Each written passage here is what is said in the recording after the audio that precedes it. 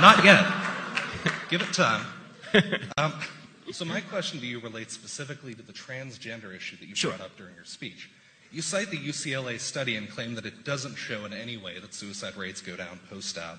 You say there's no evidence verifying this. However, during your speech... I said there's mixed evidence. I said there's mixed evidence about the drop in suicide rate. During your speech, I pulled up the study on my phone as well as a bevy of other studies. Looking at research from the Karolinski Institute, from Berlin scientists, it actually seems to suggest, specifically the Berlin study, that suicide attempt rates drop from 26% to 3% in post-op treatment. Right, so I've seen that study also. One of the problems with that particular study is it's not longitudinal. That study is only about like 1 year after the surgery. And what the statistics tend to show, at least according to scientists on the other side, right, is that you have to wait 10 years to find out whether the surgery takes or not, essentially. That there is an adjustment period. That, of course, you're really enthused in the year after you get a surgery that you feel you've been needing your entire life, but there's a readjustment period that happens. So, for example, here's another longitudinal study. This is a cohort study from Sweden. It was released in 2011 and covered sex reassignment surgeries from 1973 to 2003. This is a 30-year longitudinal study, and it found that transgender surgery recipients were still 19 times more likely to die by suicide than the general population, and found that, quote, sex reassignment, although alleviating gender dysphoria, may not suffice as treatment for transsexualism. Right? So, as I say, there is mixed data. I'm not saying those studies don't exist. I'm saying I do find severe flaws in some of the studies that are cited. A lot of them are cited due to small sample size or not enough time in the longitudinal. Oh, yeah, you can follow up. That's fine. Thank you. But specifically regarding the UCLA study, it actually suggests that when people are in supportive environments, their suicide attempt rates go down. You said that you do not believe feeding into their, quote, delusion will support them. How do you respond to the UCLA study you yourself used, suggesting that it in fact does? So a lot of these, I don't tend to believe self-reported studies about treatment, meaning that how people treat you. Questionnaire studies are not as good as behavioral studies. So the more important statistic from that study, the one that I usually cite, is the one about whether people can identify you as transsexual or as transgender or not. Right? If they can identify you as transgender, it's a 45% lifetime suicidality, suicide attempt rate. And if you are not identified as transgender, there's a 40% lifetime suicide attempt rate. Now, that doesn't mean that if people are mean to you that your life isn't worse or that your suicide rate may not go up. Maybe it does. But I think that the evidence is not particularly strong on that score. And the level of bullying you have to really have some sort of third-party documentation as to the level of bullying, because there's also the significant possibility that people who are more likely to commit suicide are also more likely to feel sensitive to bullying that other people might not feel sensitive. Or have to be an omnibus. Really, it's an 18-page bill. If we agree on all of these very minor measures, then why not start with the minor measures upon which we agree? Why is it loaded up like a shopping cart with measures with which a lot of people disagree? What do you think is loaded up? We're going to get into transfers, right? Well, yes. I mean, the definition, I don't want to get into the weeds because we talked about this earlier, but yes, the definition of transfer is incredibly vague in the bill. So a couple of things about transfers on that. And one, this bill was modeled after Oregon and California, which have had... Being from California, it's worked beautifully.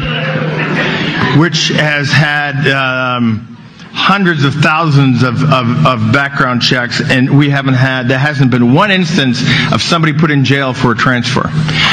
Secondly, the key thing on a transfer is that you have to knowingly circumvent the law. In other words, you have to be a black market dealer. Or otherwise, you're not going to be criminalized for it. That transfer issue is put in there to affect this individual to gun show. So gun shows are private sales. You can sell a couple of guns, but you had black market dealers that were selling 50 AK-47s a session against the law. Those people should have been, by definition, federally licensed firearm dealers. So it's designed at some point to prevent the bad guys from doing it. It's not a gotcha. Nobody wants gotcha for the average everyday citizen put in jail. And it will not happen that way because we have precedent in California and Oregon. Well, it should be. Okay, let me tell you a little bit about the precedent in California for a second. In California, there are 30,000 mentally ill people who have guns. They have a grand total of 33 people, really, in the state of California who are tasked with taking these 30,000 guns away from these 30,000 mentally ill people. Okay, we're creating a system that is either not going to be enforced or it's going to be over-enforced. This idea, if we can just trust the government, then why aren't we just trusting the government to do the right thing now? I don't understand why a piece of legislation makes them better at what they do. I mean, the government is not very good at what they're doing now. Why does new wording make them not suck? Because part of the reason...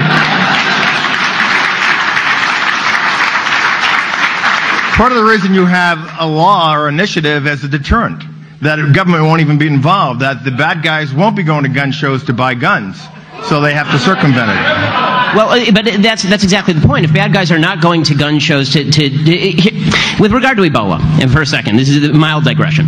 With regard to Ebola, the federal government just made the case that they don't want a federal travel ban, right? Because they said if there's a federal travel ban, people will just find a way to circumvent the federal travel ban. Okay, do you see the analogy here? Yeah, I'm not going there. I'm not going there. I'm here to talk about guns.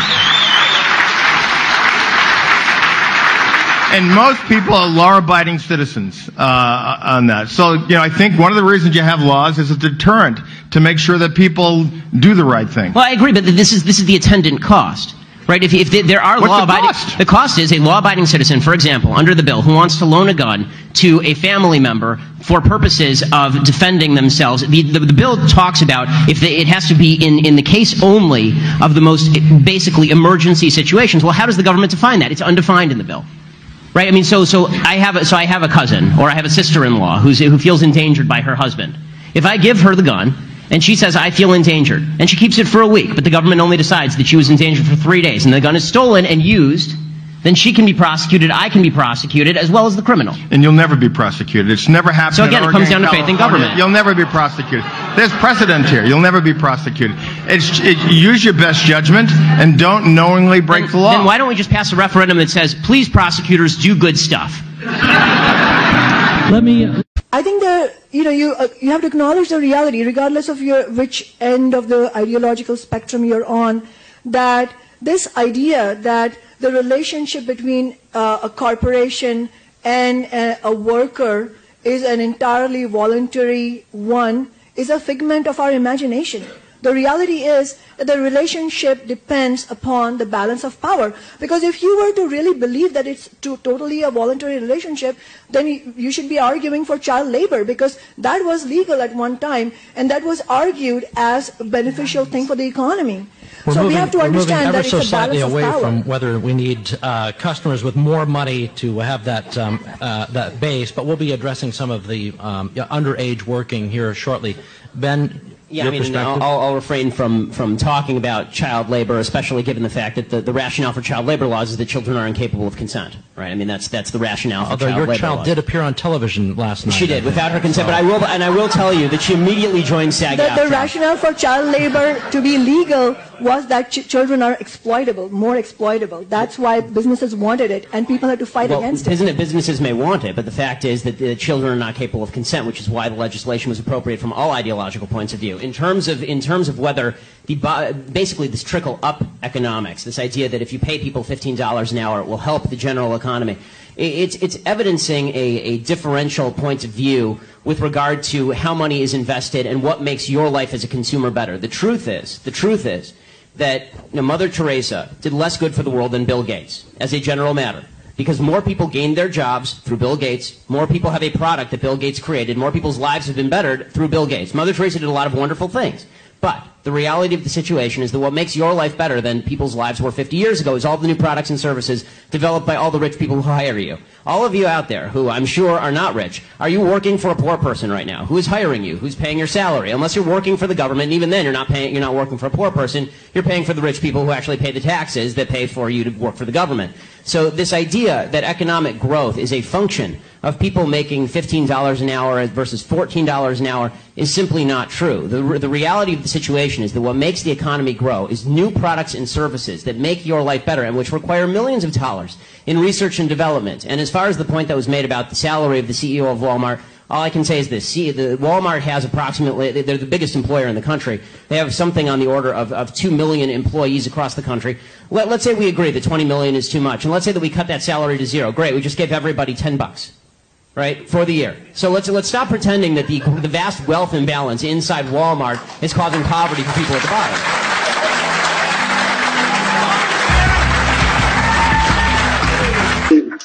And you know what? Explain to me. You explain to me why black kids aren't graduating high school. You explain that one to me. Explain to me why black kids are shooting each other in rates significantly higher than whites are shooting each other. Explain to me why 13% of the population is responsible for 50% of the murder. Explain to me why the number of black kids in prison, not for innocent reasons, not for walking down the street and getting pulled into a prison, is so high? Explain, if it has nothing to do with culture, explain to me why the single motherhood rate in the black community jumped from 20% to 70% in the same course of time that the civil rights movement has made such tremendous strides. Is America more racist now than it was in 1960? And if it is, please explain to me how that happened.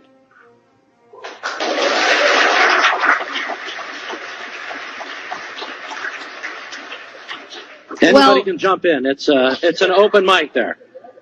But there has to be racism. You can't say there's no racism. Without evidence? No.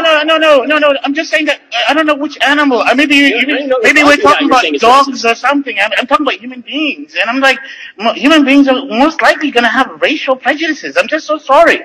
I'm just so sorry. I don't know. I don't come from. I come from planet Earth. Charles, I want to ask you a question. So your default is that when there is no evidence, racism is the deciding factor. That is no, it's not saying that. I'm just saying that you're going to have sexists, you're going to have racists, you're going to have all this stuff. I mean, I'm just saying that. I agree it exists, but the problem that I'm seeing